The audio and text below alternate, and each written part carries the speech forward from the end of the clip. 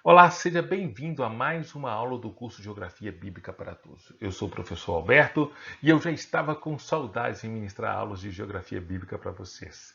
E esta aula, eu quero deixar claro aqui, ela foi inspirada através de um bate-papo e uma pergunta que me foi feita por um amigo, e tem a ver até aqui, olha. Olha no fundo aqui, atrás de mim, no quadro branco. Tem ali um desenho, uma porção do mapa onde eu situo ali a parte nordeste do continente africano.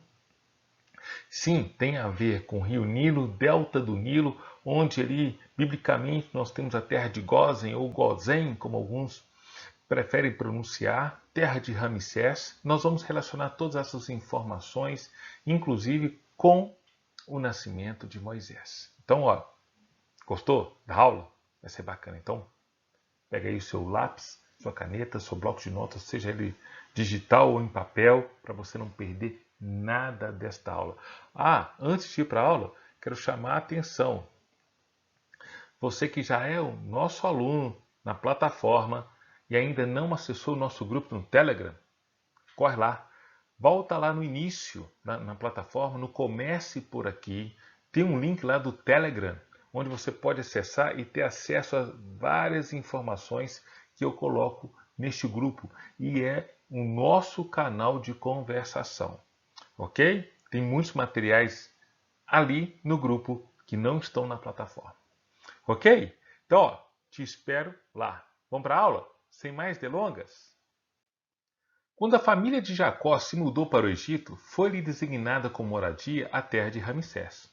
Observe o que está dito em Gênesis 47, nos versos 5 e 6. Diz assim: Então Faraó disse a José: Seu pai e seus irmãos vieram a você, e a terra do Egito está à sua disposição. Faça com que seu pai e seus irmãos habitem na melhor parte da terra. Deixe-os morar em Gósen, guarde essa informação. E você vê que algum deles são competentes, ponha-os como responsáveis por meu rebanho. Interessante? Sobre esta questão do Egito ceder terras para o povo de Israel por causa de José, vamos ver outro verso. Gênesis 45, verso 17 e o 18. Disse então o faraó a José: Diga a seus irmãos que ponham as cargas nos seus animais. Voltem para a terra de Canaã e retornem para cá, trazendo seu pai e suas famílias. Eu lhes darei o melhor da terra do Egito e vocês poderão desfrutar a fartura desta terra. Observe esse mapa que eu estou mostrando na tela para vocês. E eu quero que você observe esta região que eu vou destacar aqui agora. Tá? Essa região que eu vou destacar, deixa eu pegar minha caneta, é essa região aqui. Ó. A região que nós conhecemos como Delta do Nilo. Vou destacar o Rio Nilo aqui, que é esse que vem com uma cortina verde. Que, na verdade, esse é a mata ciliar. Quando ele chega aqui no Delta, ele tem vários canais. E foi assim durante muitos anos. Milhares, centenas de milhares de anos. Ok? Dentro da concepção da evolução. Tá ok? Então, esta área é a área da delta do rio Nilo. Eu estou mostrando isso para que vocês possam ter a noção do macro. Deixa eu chamar a atenção para outras áreas que eu já comecei a apresentar para vocês nos módulos anteriores e vou destacar ainda ao longo dos outros módulos, ok? Das outras aulas. Então vamos lá. Você já deve ter observado aqui o nome Israel. Deixa eu colocar a caneta aqui vermelha. O nome Israel. Aqui eu tenho um destaque perto da palavra Jerusalém, do Mar Morto. Aqui em cima, o Mar da Galileia. Olha, observe aqui, Damasco, Síria, Chipre, a Turquia. Ok? Ah, olha que legal. Aqui nós temos Bagdá, o Iraque. Eu não posso citar o Iraque sem falar do rio Eufrates. Onde, Alberto, está o rio Eufrates? Aqui, olha. Essa linha aqui, ó, esse curso aqui, esse canal aqui é o Eufrates. E o Tigre? Tá aqui? Tá também, ó. Ó o Tigre aqui. O Tigre pega aqui. Tá? Aproximadamente, estou traçando o seu curso. Agora, observe ali, ó, lá na outra extremidade da tela, vou fazer aqui no mar Mediterrâneo uma seta para destacar para você a Península Italiana. Observou aí? Ok. Eu quero apontar para vocês o seguinte. Em Gênesis 47, no verso 11, nós temos a seguinte informação. José instalou seu pai e seus irmãos e deu-lhe propriedade na melhor parte das terras do Egito. Guarde esse nome. Na região de Ramsés. Conforme a ordem de quem? Conforme a ordem do faraó. Gênesis 47, 11. Então nós estamos falando da região de Ramsés que fica no delta do Nilo. Vamos lá? Deixa eu detalhar isso na próxima imagem. Agora eu dei um zoom nessa imagem do Google e estou detalhando ou demarcando aqui para vocês o delta do Nilo, o rio Nilo. Ele vai descer aqui, aproximadamente aqui, tá? Deixa eu fazer com lápis na cor azul. Ele vai descer aqui, tem a sua foz no mar Mediterrâneo e vários canais distribuídos aqui. Vou fazer de uma forma mais aleatória, para a gente ganhar tempo. E eu quero destacar esta região aqui, olha. Esta região que, biblicamente, dentro do delta, que nós denominamos como terra de Gósen, ou a região de Ramsés. E lá eu vou citar, ao longo desta aula, a região de Pi-Ramsés, a cidade de Pi-Ramsés. Ok? Daqui a pouco eu falo um pouco sobre ela. Então, ao que parece, a terra de Ramsés era um distrito de Gósen, ou este era um outro nome para a terra de Gósen. Alguns estudiosos, alguns egiptólogos, se referem assim a esta localidade dentro do delta. Ok? Bom, mas temos uma pergunta aqui. Qual é a pergunta, Alberto? A pergunta é assim. Qual é o provável local no rio Nilo onde a filha do faraó encontrou o cesto com um bebê que veio se chamar Moisés, filho da hebreia Joquebede? Nós temos esses apontamentos em Êxodo 2, no verso 3 ao 10, e em Êxodo 6, no verso 20. Então, esta aula tem a ideia de fazer alguns apontamentos, não de uma forma precisa, não é esse o objetivo, mas apontar o local onde a filha do faraó se banhava no rio Nilo e ali teve um encontro com o cesto de junco onde Moisés estava posto. Vamos conhecer um pouquinho aí agora. Então vamos lá. Esta aula foi inspirada a partir de uma conversa que eu tive com um amigo, o pastor Wagner Conrado. Ele é pastor, juntamente com a sua esposa, a pastora Leila, na Lagoinha Nova Cachoeirinha, em Belo Horizonte. Lá tem um seminário onde eu já tive a oportunidade de ministrar por 2 vezes, até o momento, as aulas de geografia bíblica. E num bate-papo, ele me fez a seguinte pergunta. Alberto, eu estava ouvindo uma pregação e nessa pregação o pastor estava fazendo referência ao episódio do nascimento de Moisés e a perseguição daquele tempo. E ele disse que Joquebede, a mãe de Moisés, quando colocou Moisés dentro do cesto de junco e assim o pôs no rio Nilo, o rio Nilo naquela época fluía no sentido contrário ao atual. Aí eu perguntei, mas como? Por que ele afirmou assim?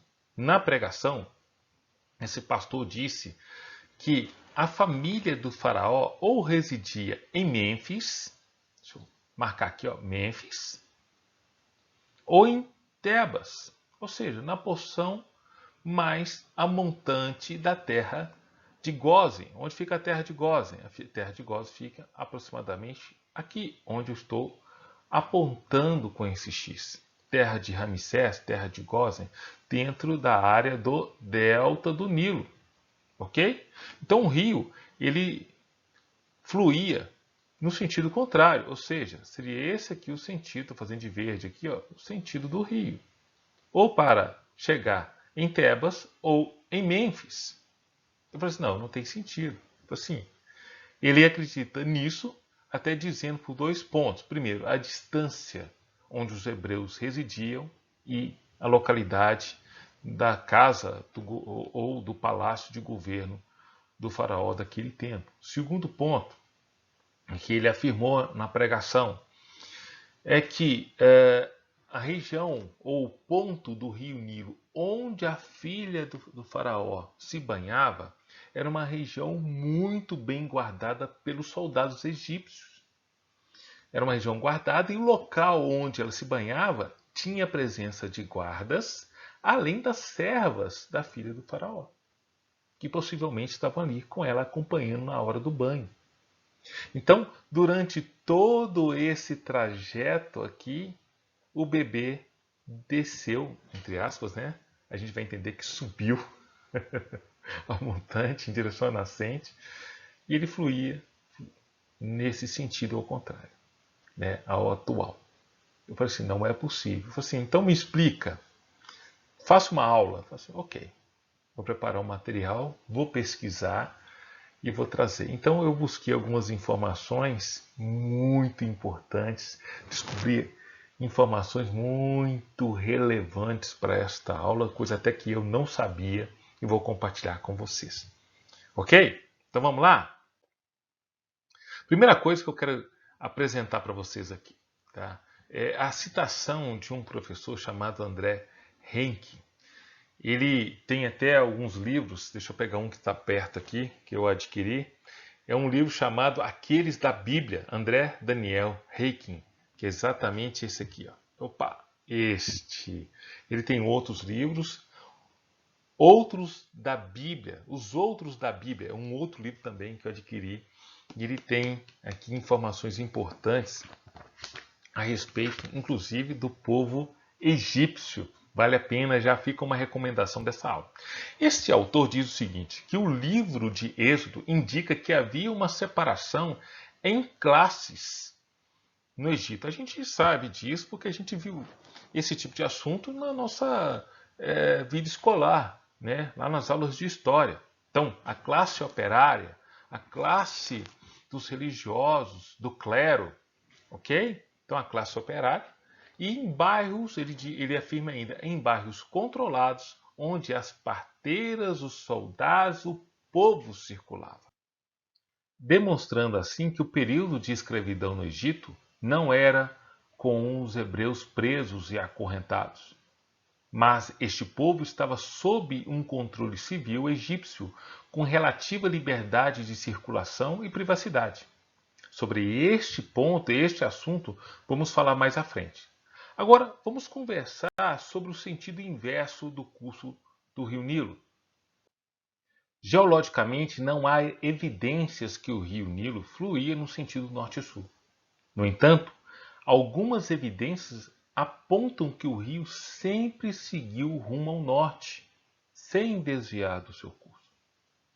Embora certos canais fluviais no mundo pareçam bastante fixos, escavados na superfície, os rios costumam mudar de curso ao longo das eras, de acordo com os estudos da geomorfologia fluvial.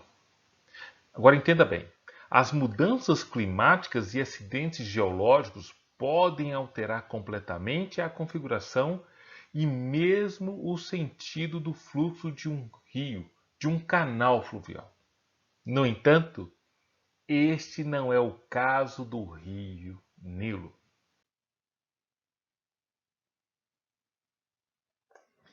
Perceba que eu apresento para vocês um artigo científico do professor Cláudio Facena, onde ele e outros colegas vão discutir sobre a dinâmica topográfica geológica do canal do rio Nilo, desde a sua gênese e a sua formação há cerca de 30 milhões de anos até os dias atuais.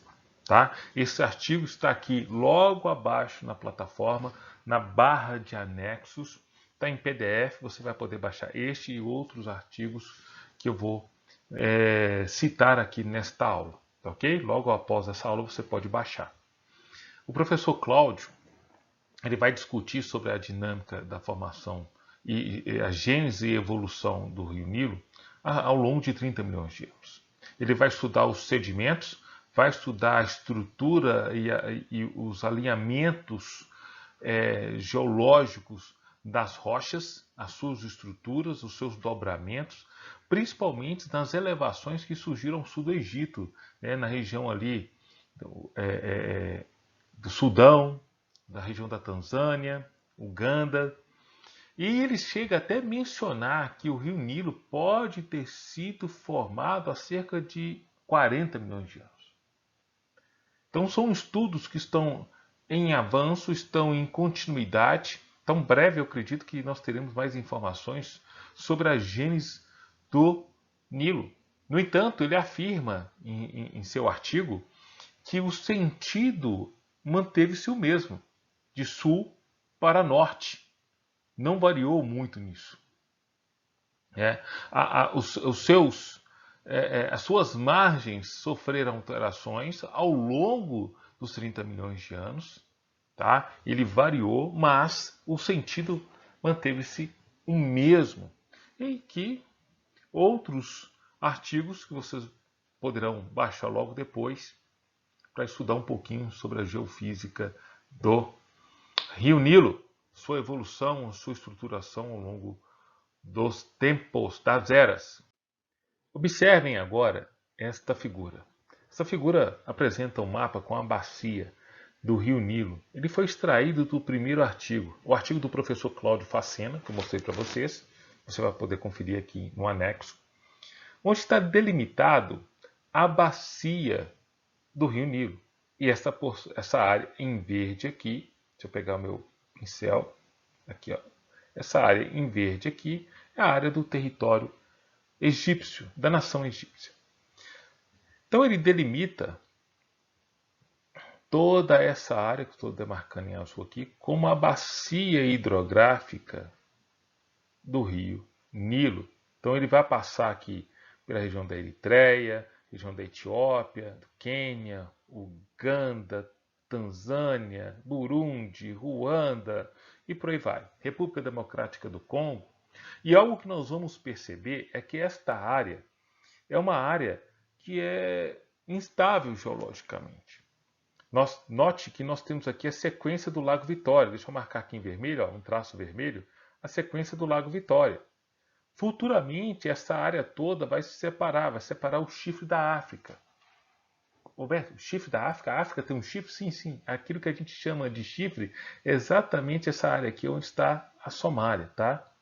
E é uma área instável porque a região onde forma a sequência do Lago Vitória é uma região de rifts. Então, futuramente, num evento geológico, pode haver essa separação. Por quê? As placas tectônicas estão em movimento.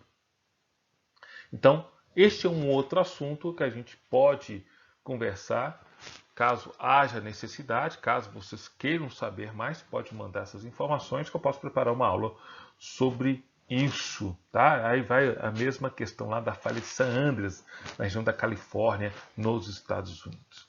Ok? Beleza? Agora perceba o seguinte, esta área que eu estou marcando agora de amarelo aqui, é uma área elevada.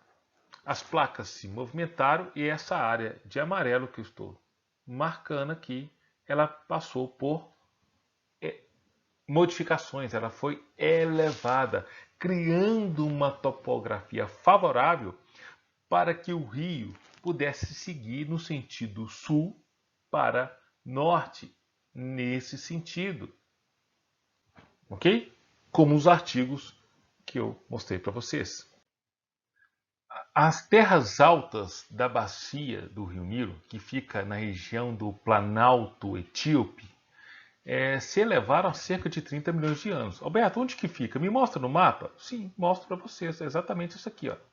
Esta área aqui, ó. Deixa eu mostrar a região da Etiópia. Vou marcar aqui a Etiópia. Então, este é o Planalto Etíope.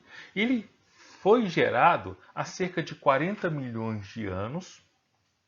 Foi soerguido por estar numa zona de convecção, uma zona de movimentação de placas tectônicas. E segundo o professor Cláudio Facena, há cerca de 40 milhões de anos, ela tinha uma altitude média, segundo pesquisas, estudos, de 700 metros, de acordo com o nível do mar. uma área bem elevada. E nesse momento, segundo estudos, segundo datações, não havia nenhum rio de grande porte, 40 milhões.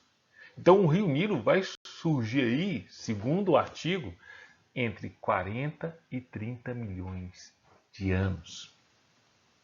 Observe algo interessante. Em cerca de 30 a 20 milhões de anos, esta área onde situa a bacia do rio Nilo passou por modificações em sua superfície. Sim, topograficamente a região começou a ser elevada, ou seja, houve soerguimentos na região por movimentação de duas principais placas tectônicas, a placa africana e a placa arábica. A região é uma zona convectiva, favorável a esse tipo de movimentação e modificação do relevo, ou seja, um agente endógeno do interior da Terra, refletindo por sua movimentação, refletindo em modificações na superfície. Essas modificações elevaram terrenos, determinando a formação de serras, de colinas e de planaltos, como o Planalto Etíope, que eu mostrei para vocês na imagem anterior, e eu vou destacar aqui, ó, essa região aqui, ó, que pega um pouquinho aí da Eritreia, o Planalto Etíope, um pedacinho da Somália, Uganda, vai se estender para a Tanzânia, região de Burundi, região dos Grandes Lagos, e vai manter o alinhamento do rio Nilo no sentido sul para norte. Sim, que é exatamente este sentido, né? O norte aqui e a porção mais ao sul, essa daqui. Ok? Então, mantendo a sua foz aqui no mar Mediterrâneo. Ok? Agora, note uma informação bem importante para nós aqui. Qual é, Alberto? É esse ponto aqui, olha. É o ponto onde nós temos aí a margem voltada para o Mar Vermelho. Esta área também soergueu. Tá? É um alinhamento aqui, vamos dizer assim, que acompanha o Planalto Etíope. Então ela se estendeu aqui também. E isso dificultou qualquer desvio da calha do rio Nilo em direção ao Mar Vermelho. E olha que ele teve a oportunidade de ter uma mudança de curso em direção ao Mar Vermelho em algum momento aí desses 30 milhões de anos. Em algum momento desses 30 milhões de anos ele poderia ter estabelecido a sua foz no Mar Vermelho. Mas este alinhamento aí, esse soerguimento impediu e dificultou isso. Ou seja, a orientação geral da calha do rio Nilo foi no sentido sul para o norte, ou seja, estabelecendo a sua foz no mar Mediterrâneo. A configuração não mudou, poderia ter mudado, segundo o Dr. Cláudio Facena, para o Mar Vermelho, mas isso não aconteceu. Ok? O lento processo desta elevação, por que lento? Porque não foi algo rápido, não foi estabelecido assim muito rápido, questão de dias ou de meses. Não, foi algo que aconteceu de pouco a pouco. Lembre-se, quando a gente está estudando sobre estrutura interna da Terra, movimentação de placas tectônicas, normalmente uma placa vai se deslocar 1, 2, 3, 7 centímetros até 10 centímetros por ano. Então é uma movimentação bem lenta, não é algo muito rápido de ser estabelecido. Então, esse processo lento criou ao longo do tempo uma espécie de plano inclinado, como eu já falei para vocês, entre o Planalto Etíope, entre a porção mais ao sul e o Mediterrâneo. Dessa forma, o rio Nilo segue fluindo sempre o mesmo curso, não alterou ao longo desses 30 milhões de anos. Acabamos de conhecer, de uma forma panorâmica, a evolução geológica e geomorfológica da calha do rio Nilo, ou seja, da bacia hidrográfica do rio Nilo, inclusive a sua orientação geral, que é no sentido sul para norte, há cerca aí de 30 milhões de anos, de acordo com os artigos científicos que eu apresentei para vocês, principalmente do professor Cláudio Facena. Inclusive, esses artigos estão logo abaixo na barra de anexo da plataforma onde o curso está hospedado. Por favor, não deixe de baixar e estudar. Bom, eu quero apontar agora um outro ponto importante que tem a ver com o Rio Nilo, ou seja, o Egito Antigo. O Egito Antigo, ele se desdobra, ele ocorre ao longo do Rio Nilo e ele é classificado por regiões, conhecido como Alto Egito. Deixa eu marcar o Alto Egito para vocês aqui. Olha essa imagem na tela. Alto Egito e o Baixo Egito. Entre essas duas áreas, nós temos aí o Vale dos Reis. Bom, são regiões governadas por faraós. Ao longo da história, faraós governavam o Baixo Egito e também tinham faraós que governavam o Alto Egito. E vai ter momento na história que teve faraó que governou tanto o Alto e o Baixo Egito. Né? É o período da unificação. Eu não vou detalhar cada uma dessas partes, mas eu quero mostrar para vocês algo interessante. Como que eu identificava isso apenas olhando para o faraó? Eu tinha que prestar atenção em sua coroa. Tá? Olha essa imagem que nós temos aí, uma representação, um desenho sobre as coroas de cada faraó. A primeira que eu quero mostrar para vocês é a coroa branca, uma espécie de cone alongada e na ponta uma forma arredondada, aí, lembrando uma espécie de bola. E esse faraó, ele governava o Alto Egito. E dependendo da época, esse governante, esse faraó, tinha o seu domínio estendido até Tebas ou até mesmo até Mênfis, próximo ali ao Baixo Egito. Mas ele não governava o Baixo Egito num contexto completo, em sua completude. Perfeito? Agora, observe a segunda coroa, uma coroa vermelha. Ela mostra que este faraó governava o Baixo Egito. Baixo Egito também conhecido como Tamerru, ou Terra do Papiro. Papiro muito presente ali na região do delta do Nilo. Ok? A terceira coroa mostra uma coroa dupla. Faz para nós uma menção à unificação do Egito Antigo, ou seja, uma unificação de terras, ou o faraó que utilizava esse tipo de coroa dupla era conhecido como o Senhor das Duas Terras, ou seja, o seu domínio se estendia pelas duas terras, o Alto e o Baixo Egito e, obviamente, o Vale dos Reis. Agora, a última representação mostra para nós um faraó nesse contexto do Egito Antigo unificado, Alto e Baixo, em estado de guerra. Quando esse faraó entrava em uma guerra, ele só trocava a coroa para mostrar que o país estava em guerra e avançava sobre os seus inimigos. Mostrando também que o Egito era unificado tanto com o alto e o baixo. Perfeito? Chique? Então vamos avançar. Eu quero ressaltar aqui que alguns grupos de estudiosos da Bíblia, alguns egiptólogos, vão dizer que José deve ter sido governador do Egito na época do faraó Apop I. Essa aí é uma representação aí na sua tela deste faraó. O rei Apop I, e Pepe na língua egípcia antiga, foi um faraó pertencente à linhagem dos Ixos, que governou o Baixo Egito durante a 15ª dinastia.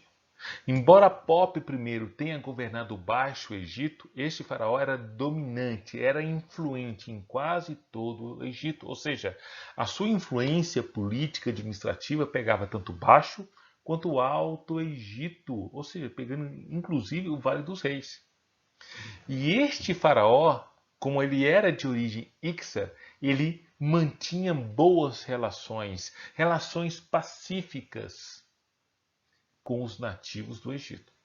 Outro fato importante acontecido no reinado de Apop I foi a vinda de José, segundo alguns egiptólogos, alguns estudiosos. José, filho de Jacó, para o Egito como escravo. Não há um consenso entre alguns grupos de egiptólogos, de estudiosos, de arqueólogos, se Apop I também governou o Alto Egito. De fato, há vários objetos com o nome do rei Apop I encontrados na região de Tebas e Alto Egito. Estes incluem um punhal com o nome do rei Apop I e há também um machado de procedência desconhecida, onde o rei é chamado de Amado de Sobek, senhor de Sumeno. Aqui nós temos também, apareceu aí na sua tela, um escaravelho tendo o prenome final do faraó Ixo, Apop I. São algumas evidências. Um bloco com o nome do rei Apop I foi encontrado em Gebelém, atual Naga-El Gerira, cidade conhecida pelos seus cemitérios, desde o período pré-dinástico. O bloco tinha sido tomado como evidência para a construção de atividade do rei no Alto Egito e, portanto, visto como prova de que os Ixos também governaram no Alto Egito.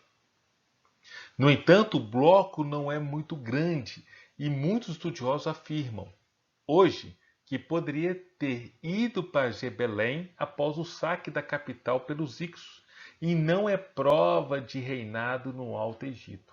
Essa imagem que aparece agora para você aí, ó, mostra para vocês um trecho de uma inscrição que cita o rei Apop I nesse bloco que é mencionado entre os egiptólogos, entre os arqueólogos.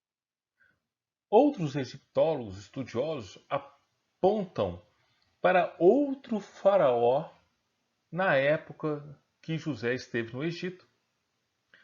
Este faraó é chamado de Maibre Xerxes I. Então, os egiptólogos propõem que Xerxes I foi o rei Ixo pertencente à segunda metade da 15ª dinastia e que reinou entre os faraós Caiá ou Caian e Apop I. No entanto, outros egiptólogos ainda apontam que o rei Maibre Xerxes I pode ter sido um governante no início da 14ª dinastia, uma linhagem de reis descendentes de cananeus que dominaram o delta do Nilo Oriental, imediatamente antes da chegada dos Ixos, pois centenas de sinetes com o nome de Xerxes I foram encontrados em Canaã, Egito, Núbia e até mesmo em Cartago. Além disso, há linhas de interpretação arqueológicas que atestaram que há evidências de longos períodos de fome no Egito e que coincidem com a história bíblica onde José interpreta o sonho de Faraó, revelando um período de 7 anos de fartura seguido por mais 7 anos de fome. Deixa eu fazer só um adendo aqui. Eu citei Cartago. Cartago, antiga colônia fenícia, foi considerado um dos centros comerciais mais importantes do Mediterrâneo antigo. A cidade-estado de Cartago localiza-se no norte da África, próximo de onde hoje é a cidade de Tunis, capital da Tunísia. Você pode observar aqui Cartago, olha a Itália, ok? Só para situar, o Egito está nessa direção. Outros especialistas também indicam Xerxes I como um faraó estrangeiro por ser descendente de imigrantes, chamados Ixos. Essas pessoas dificilmente conseguiram destaque no Egito, mas Xerxes I, obstinado pelo poder, formou um exército, ganhou a guerra e exilou o então faraó Apop I para conquistar o poder. É uma outra linha de interpretação. O que se pode verificar é que tanto Xerxes I e Apop I governaram o Egito, no entanto, não a partir da terra de Gósen, mas a partir de Tebas ou Mênfis. Aí vai depender da interpretação. Mas um fato é, não foi na terra de Gósen.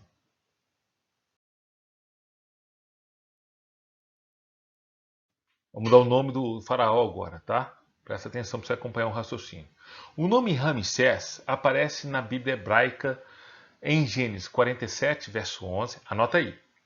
Êxodo 1, verso 11. Êxodo 12, verso 37, em Números capítulo 33, nos versos 3 e 5. O nome Pi-Ramsés ou P-Ramsés significa a casa de Ramsés, em egípcio.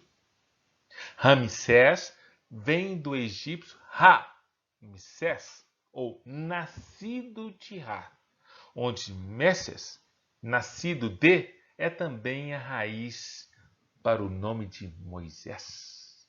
Olha que interessante. O nome Ramsés foi usado por 11 reis da 19ª à 20ª dinastia, por volta de 1290 a 1070 a.C. Nenhum desses reis fundou cidade alguma, é bom que isso fique claro, exceto quem? Exceto Ramsés II. Muitas localidades também receberam o nome de Ramsés, diga-se de passagem. Agora vamos voltar no momento que Jacó sai de Canaã e vai para a terra do Egito. Vai lá encontrar com José. Então ele leva os seus descendentes. Então, dentro desses descendentes, somam quantas pessoas? Sem contar mulheres e crianças. Então vamos lá? Em Êxodo 1, verso 5, vai dizer assim: ao todo, os descendentes de Jacó eram 70. José, porém, já se encontrava no Egito. Olha Deuteronômio 10, verso 22. Os seus antepassados que desceram ao Egito eram 70 ao todo. Mas agora o Senhor, o seu Deus, os tornou tão numerosos quanto as estrelas dos céus. Vamos pensar, foram 70 os descendentes diretos de Jacó. Isso não contou as mulheres nem as crianças, os escravos. Então, fácil, você chegava em cerca de 200 pessoas inicialmente chegando no Egito. E depois multiplicaram. Segundo o Dr. Russell Chaplin, além dos 70 homens, haviam as mulheres, as crianças e os escravos, as várias casas ou famílias que compunham a totalidade da nação de Israel em formação. Talvez estivessem envolvidas entre 200 e 300 pessoas, ele vai até um pouco mais, eu cheguei a citar 300. Mediante concubinas, outras pessoas, fora dos familiares imediatos. Viram-se envolvidas aí na multiplicação que propiciou uma rápida multiplicação dos descendentes de Abraão no Egito. José e toda aquela geração morreram. Ou seja, os patriarcas originais, o núcleo da nação de Israel, de acordo com o caminho de todos os homens. Não haviam mais testemunhos oculares. Seus descendentes continuaram a multiplicar-se, a prosperar, até se tornarem uma grande nação. E, então, foram sujeitados à servidão. Mas vamos resgatar aqui algo importante. O que o faraó disse para José? Gênesis 47, no verso 5 e 6, diz assim: o faraó que tinha agraciado a José dera a Jacó e a toda a sua família o melhor da terra. O que era o melhor da terra naquele tempo no Egito Antigo? Situando ali no Baixo Egito, no delta do Nilo, a terra de Gósen. Mas os filhos de Israel multiplicaram-se como moscas. Está lá citado em Gênesis 45, verso 7. Assim que o que antes fora bom, agora tinha azedado politicamente. Já tinha mexido com a estrutura política. Um povo no Egito, um povo estrangeiro, multiplicou-se grandemente. A política da boa vizinhança estava ultrapassada. Haviam vários grupos minoritários no Egito, até aí era tolerável, era fácil de controlar. Mas Israel parecia fora do controle dos egípcios. O povo de Israel agora era mais numeroso que os egípcios, e isso provocava nos governantes o temor de uma conquista vinda de dentro. O tempo de José é esquecido. Êxodo 1, verso 8 e Atos 7, 18. Confira. O tempo passa, os eventos mudam e o que é importante acaba esquecido. Novos fatos ocupam o passado. Lembrando que o faraó que tinha favorecido a José era da linhagem dos reis Ixos, que já saíram de cena nesse momento, próximo ao nascimento de Moisés. Os reis da 18ª dinastia combateram e venceram os Ixos e recuperaram a sua capital, passando a viver e a reinar de Mênfis ou Tebas, negligenciando a região do delta do Nilo. Ha-Remhabe, de 1333 a 1306 a.C., o último faraó dessa dinastia, renovou o templo do deus local Sete, no delta oriental.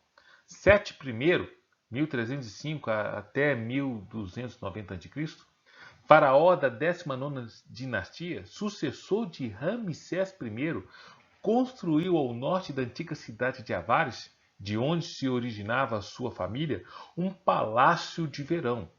Avares, na região do Gósen. Avares se situa no delta do Nilo. Esse local foi transformado por Ramsés. Guarde essa informação. Foi feito um palácio de verão pelo Ramsés I. Esse local foi transformado por Ramsés II, sucessor de Sete. Ramsés I, avô de Ramsés II. Ramsés II, então, foi sucessor de seu pai, Sete I, na grande cidade que leva o seu nome. Qual cidade? Ramsés. Aparentemente para se afastar dos sacerdotes do deus Amon, de Tebas, lá no Alto Egito, já que seu deus principal era Sete, e para facilitar suas campanhas em Canaã e na Síria, já que ele já tinha ali uma região estabelecida de domínio em Canaã, se estendendo até a Síria, até chegar em Damasco.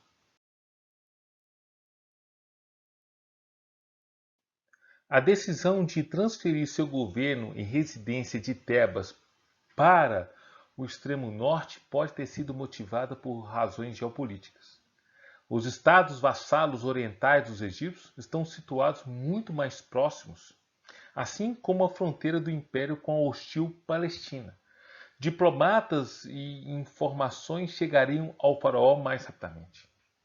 O corpo principal do exército também estava aquartelado na cidade e podia ser mobilizado rapidamente. Ou seja, era a região ali estava preenchida pelo exército egípcio de uma forma estratégia para um eventual ataque ou defesa. Devido à fama do monarca Ramsés, a cidade ficou conhecida como Ramsés. A cidade de Pi-Ramsés continua a ser o centro do domínio faraônico no delta oriental durante a 19ª e 20ª dinastia. A cidade era adornada por estruturas monumentais, numerosos obeliscos, estátuas colossais, estábulos, palácios e templos magníficos. Pi-Ramsés era comparável às maiores cidades antigas do Oriente Próximo. Talvez a maior e mais cara residência real já construída. Aí você vai começar a entender toda a narrativa da pergunta inicial lá feita pelo meu amigo. Meus queridos, eu quero chamar a atenção de vocês para essa área aqui que eu quero destacar, em preto, essas manchas. Essas manchas são sítios arqueológicos estabelecidos entre Pi-Ramsés e Avares. Ok? Essa linha mais densa, mais grossa, ela se estende aqui, tá? Ela é o Nilo, ou um dos canais do rio Nilo aqui estabelecido no delta. Nós já estamos no delta, nós estamos na terra de Gósen, ok? Quero destacar agora, deixa eu trocar o meu pincel, a cidade de Pi-Ramsés aqui e Avares. Avares se tornou um subúrbio algo como fosse a periferia de Pi-Ramsés, ok? Pi-Ramsés se desenvolveu, né, e Avares ficou aí em um certo momento na periferia, ou seja, no entorno de Pi-Ramsés. O traçado da cidade consistia em um enorme templo central, uma área substancial de casas ribeirinhas ao longo dos canais do rio Nilo, a oeste, ruas e um conjunto desordenado de casas e oficinas a leste. O Palácio do Faraó, com um comprimento lateral de 500 metros, deveria estar sobre a aldeia de Cantir. Ele tinha 6 obeliscos de granito. As suas paredes eram decoradas com pinturas que evocavam cenas rurais e os mosaicos representavam canteiros de flores ou lotos e lagos. Vastos terraços se abriam para o grande lago sagrado e os jardins do palácio. No centro da cidade ficava a grande praça onde aconteciam as festas e os jubileus. Também se encontravam na cidade colossos com a efígie do faraó. Dentro da capital havia 4 templos: o de Amon na parte norte, o de Ptah no leste, o de Re no sul e finalmente o de Sete a oeste, sendo esta última construída sob o governo de Sete I, portanto, antes da fundação da cidade. Podemos também comparar o Palácio Real como um templo, pois foi inteiramente dedicado ao culto do faraó Ramsés II. Foi nessa terra que o povo hebreu acabou sendo basicamente escravizado. Uma espécie de trabalhos forçados, sendo obrigados a pagar grandes tributos e a construir cidades, como Pitom, uma cidade armazém, e Ramsés, a propriedade do faraó Ramsés. Começando a conectar aí? Confira depois Êxodo 1, verso 11. A escravidão do povo hebreu, segundo o Dr. André Heikin, que eu mostrei aqui há pouco, se desenvolveu a partir do trabalho compulsório, ou seja, obrigatório, nas obras estatais durante o período de cheias do Nilo, conhecido como o sistema de Corveia. O que é exatamente o sistema de Corveia? É um sistema que correspondia ao pagamento através de serviços prestados nas terras ou instalações do senhor feudal ou Estado. No caso aqui, no Estado egípcio. Então, em certo período, a população, ou no caso os hebreus, trabalhava em suas terras e pagavam impostos ao governo. No período de cheias do Nilo, que o rio Nilo extravasava a sua calha ocupando as suas margens, se ficava por um período com as áreas alagadas, fertilizando, eles eram convocados para trabalhar nas obras do Estado. Agora entenda, não era uma servidão doméstica, onde um indivíduo se torna um bem pertencente a um dono e vive em sua propriedade, o que ocorria com frequência até mesmo no Antigo Egito. Mas tratava-se de uma escravidão estatal, a imposição organizada do trabalho forçado à população masculina em condições brutais e degradantes, sem recompensa pelo trabalho executado e sem direitos civis. Trabalhava na manutenção dos diques e em canais de irrigação, na agricultura e na construção civil. Uma outra consideração importante é que os hebreus moravam exatamente na área onde foram construídas as cidades. Guarda essa informação. Vou repetir. Os hebreus moravam exatamente na área onde foram construídas as cidades. Os escravos israelitas viviam em famílias e em suas residências próximas às dos egípcios e mantinham relações sociais com estes.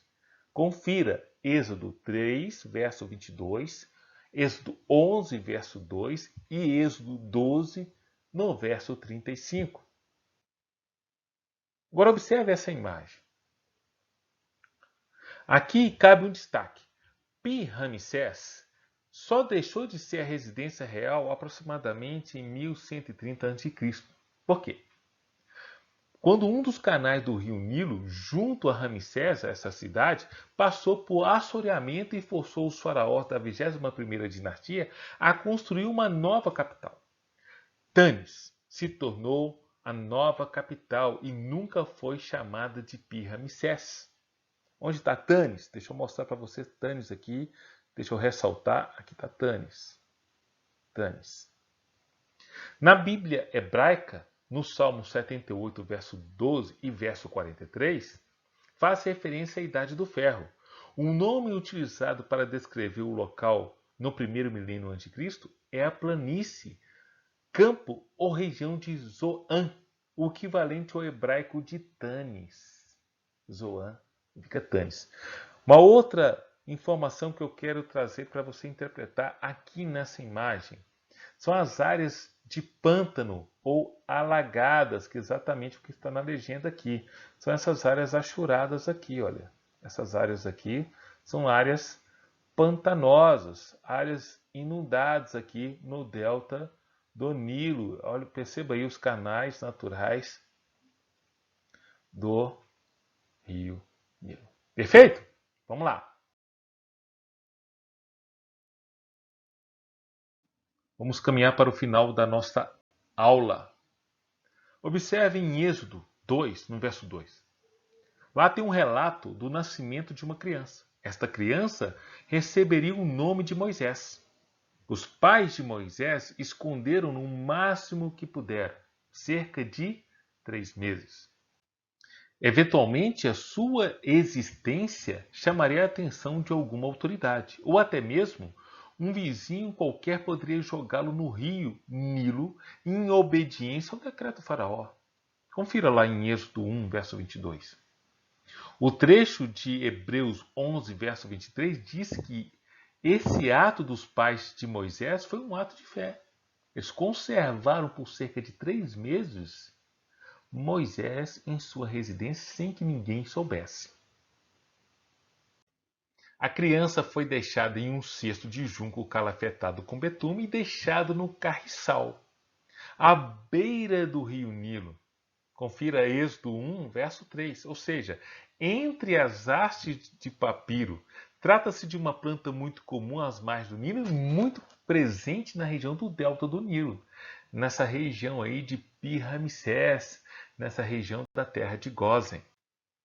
Era perigoso deixar a criança à margem do Nilo, onde chameavam insetos, onde ele ficaria exposto ao tempo e onde haviam animais predadores. A sua irmã ficou vigiando. Essa informação está em Êxodo 1, no verso. Uma situação de puro desespero. Somente a graça divina daria proteção ao menino indefeso. A princesa, filha de Faraó, teve compaixão ao ouvir o choro do bebê. Êxodo 2, verso 6. Embora soubesse muito bem que o menino era um hebreu, assim como a princesa estendeu a mão e salvou o bebê. Segundo o Dr. Russell Chaplin, as tradições judaicas, presta atenção, tradição judaica, não estou falando que a Bíblia cita o que eu vou dizer.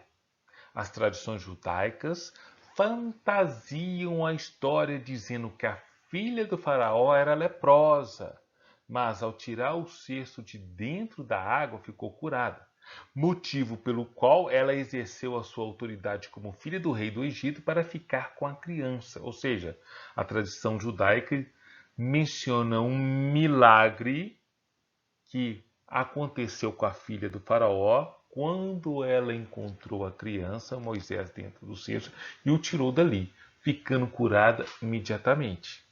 Isso faz parte da tradição judaica, reforço, não está na Bíblia. Agora, um detalhe importante e que responde à pergunta feita no início desta aula pelo meu amigo. De acordo com o Dr. Russell Chaplin, novamente esse autor, a princesa foi à beira do rio tomar banho, à beira do rio Nilo, ou um dos braços do rio Nilo ali na terra de Gósen. apontando para nós o seguinte, que este era um lugar onde as mulheres possivelmente já estavam acostumadas a se banhar. Talvez a mãe de Moisés o tenha deixado de forma proposital onde ou próximo de onde as mulheres egípcias costumavam ir, na esperança de que alguma delas usasse de misericórdia, apelando pelo sentimento materno. Dá uma conferida em Êxodo 2:6. E foi precisamente o que aconteceu. Apoiado no fato de uma liberdade de circulação controlada pelo governo egípcio e da proximidade geográfica da casa dos pais de Moisés e da residência real de Ramsés, é que foi possível a aproximação de sua mãe até o local de banho das mulheres egípcias, em um dos canais do rio Nilo no delta, sem chamar a atenção e sem ser impedida, concluindo assim que o rio Nilo não fluía no sentido contrário nessa época e nem em 30 milhões de anos, conforme o estudo científico já apresentado nesta aula. Ok? E chegamos ao final de mais uma aula do curso Geografia Bíblica para Todos. Eu creio que você aprendeu mais um pouco sobre a terra de Gósen, sobre a terra de Ramsés, o rio Nilo e a relação desses elementos com o nascimento de Moisés. Então, eu te agradeço, continue estudando, se for necessário, retorne ao início desta aula, assista mais uma vez para que você possa ter uma compreensão. Tá ok? Leia o material que está em anexo. Eu creio que vai produzir mais e mais conhecimento para você. Quero te deixar um abraço e até a próxima aula. Tchau, tchau.